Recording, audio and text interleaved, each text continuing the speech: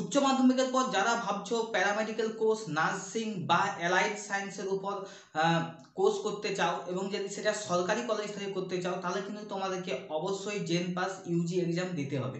Gen pass Yuji একটা পশ্চিমবঙ্গের common entrance exam, যার মাধ্যমে তোমরা সরকারি কলেজগুলো থেকে নার্সিং কোর্স, প্যারামেডিক্যাল কোর্স এবং অ্যালাইড সায়েন্সের উপর যে কোর্সগুলো হয়ে থাকে সেই কোর্সগুলোর উপর কিন্তু তোমরা ডিগ্রি লাভ করতে পারবে।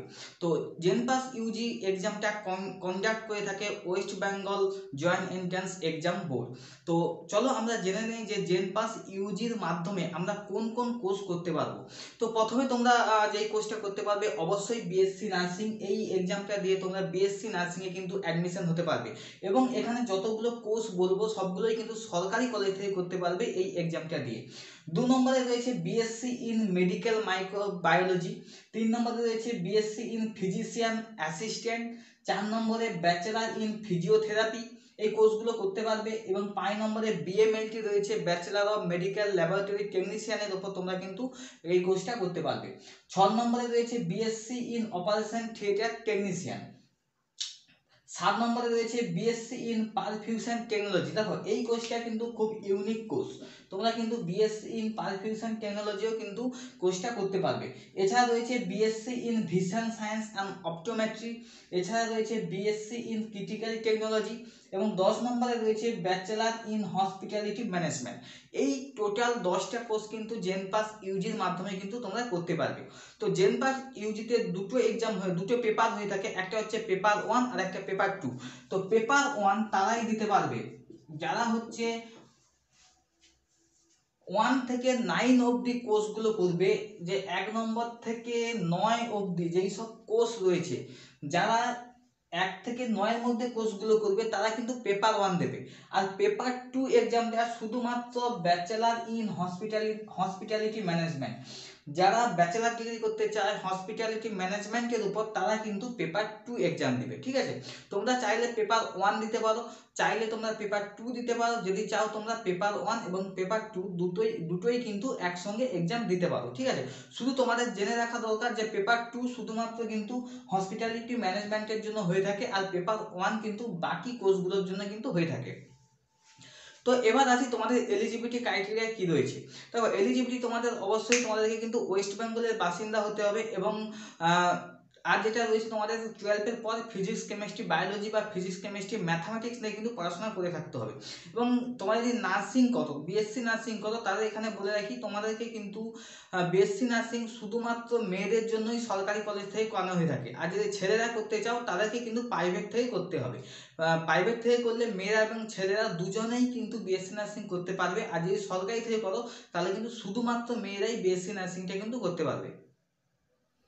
জেন পাস ইউজি এক্সামটার জন্য যদি তোমরা ফর্ম ফিল আপ করো, তাহলে তোমাদের যে টাকাটা খরচ হবে, তোমরা যদি জেনারেল ক্যাটাগরিতে বিলং করো এবং যদি পেপার 1 এক্সাম দাও, তাহলে তোমাদের কিন্তু এখানে 500 টাকা খরচ হবে, আর যদি কেউ পেপার 2 দাও সেখানে কিন্তু 500 টাকা খরচ হবে। এবং যারা এসসি এসটি তাদের জন্য কিন্তু 400 টাকা। আর যারা দুটোই পেপার দেবে, পেপার 1 এবং পেপার 2 দুটোই যারা এক্সাম দেবে তাদের জন্য কিন্তু 800 টাকা এবং জেনারেল ক্যান্ডিডেটদের জন্য, আর যারা এসসি এসটি তাদের জন্য কিন্তু 650 টাকা খরচ হবে।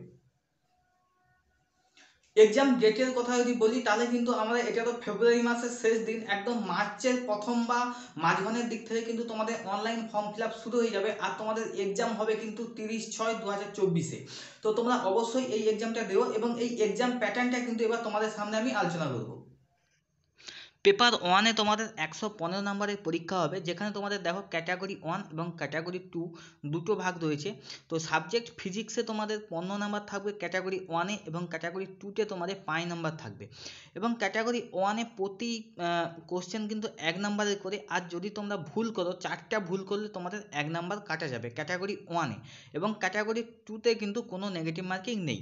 অর্থাৎ ফিজিক্সে তোমাদের কিন্তু টোটাল কোশ্চেন 20টা থাকবে এবং টোটাল মার্কস 25টা। কেমিস্ট্রিতে একই রকমভাবে 20টা কোশ্চেন, বায়োলজিতে 20টা কোশ্চেন, বেসিক ইংলিশে 20টা কোশ্চেন এবং লজিক্যাল রিজনিংয়ে 20টা কোশ্চেন। টোটাল কিন্তু 100টা কোশ্চেন এবং টোটাল মার্কস কিন্তু 115 নাম্বারে। ঠিক আছে। তো এবার পেপার টুর কথা বলি, পেপার টুতেও একই রকমভাবে ক্যাটাগরি ওয়ান ক্যাটাগরি টুতে ভাগ রয়েছে। ক্যাটাগরি ওয়ানে 1 নম্বরের কোশ্চেন থাকবে এবং 4টা ভুল করলে 1 নম্বর কাটা যাবে। এবং ক্যাটাগরি টুর কথা যদি বলি, সেখানে কিন্তু তোমাদের প্রতি কোশ্চেন 2 নম্বরের করে এবং সেখানে কিন্তু কোনো নেগেটিভ মার্কিং নেই। তো এখানে যেটা রয়েছে সেটা হচ্ছে ফিজিক্যাল সায়েন্স রয়েছে তোমাদের, ম্যাথামেটিক্স রয়েছে তোমাদের, এবং জেনারেল নলেজ রয়েছে, বেসিক ইংলিশ রয়েছে, লজিক্যাল রিজনিং রয়েছে। তো পেপার ওয়ানে কিন্তু দেখো ম্যাথামেটিক্স সাবজেক্টটা কিন্তু ছিল না, কিন্তু পেপার টুতে কিন্তু তোমাদের ম্যাথামেটিক্স রয়েছে, এটা কিন্তু তোমাদের খেয়াল রাখতে হবে। এবং পেপার টুতেও কিন্তু 100টা কোশ্চেন থাকবে এবং টোটাল মার্কস কিন্তু 115 নাম্বারের হয়ে থাকে। তো এই ছিল তোমাদের এক্সাম প্যাটার্ন, এবং এক্সামটা শুধুমাত্র ওয়েস্ট বেঙ্গলের জন্যই হয়ে থাকে, এবং তোমরা ওয়েস্ট বেঙ্গলের যেসব কলেজ রয়েছে সেই সব কলেজগুলো থেকে কিন্তু তোমরা এই কোর্সগুলো করতে পারবে। এখানে আরেকটা কথা বলে রাখি তোমাদেরকে, যে এখানে কিন্তু নিট ইউজি বলে একটা এক্সাম হয়ে থাকে, যেটা হচ্ছে অল ইন্ডিয়া বেসিস। সেটার মাধ্যমে কিন্তু তোমরা এমবিবিএস বিডিএস ডাক্তারি কোর্স করতে পারবে, কিন্তু তোমরা ওই এক্সামটা দিয়ে কিন্তু নার্সিংও করতে পারবে, এবং সেই নার্সিং কোর্সটা কিন্তু অল ইন্ডিয়া মানে ইন্ডিয়ার যে কোনো জায়গা থেকে কিন্তু তোমরা করতে পারবে।